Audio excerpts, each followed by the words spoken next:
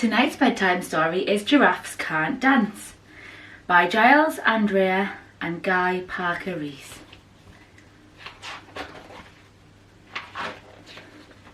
Gerald was a tall giraffe whose neck was long and slim, but his knees were awfully bandy and his legs were rather thin.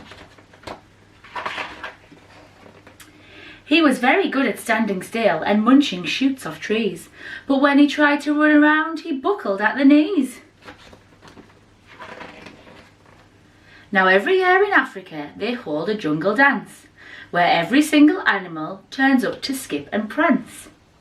And this year when the day arrived, poor Gerald felt so sad, because when it came to dancing, he was really very bad. The warthogs started waltzing and the rhinos rock and rolled. The lions danced a tango which was elegant and bold.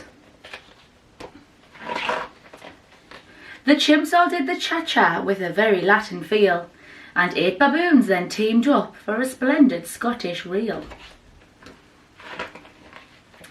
Gerald swallowed bravely as he walked towards the floor, but the lions saw him coming and they soon began to roar. "Hey, look at clumsy Gerald!" the animals all laughed. "Giraffes can't dance, you silly fool! Oh, Gerald, don't be daft!" Gerald simply froze. He was rooted on the spot. "They're right," he thought, "I'm useless. Oh, I feel like such a clot." So he crept off from the dance floor and he started walking home. He'd never felt so sad before, so sad and so alone. Then he found a little clearing and he looked up at the sky. "The moon can be so beautiful," he whispered with a sigh.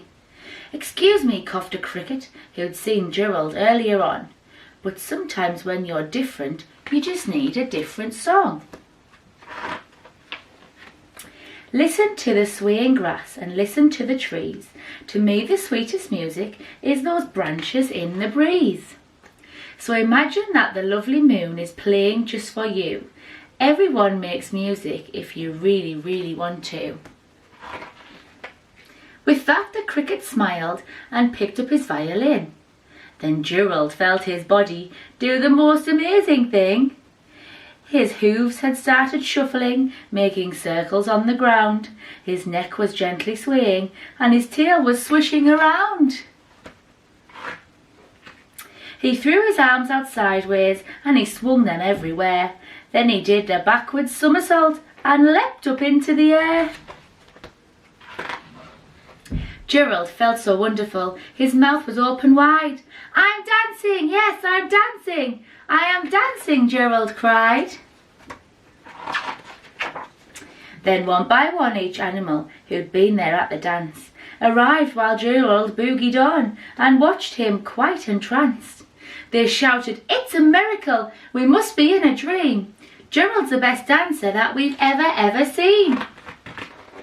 How is it you can dance like that? Please, Gerald, tell us how."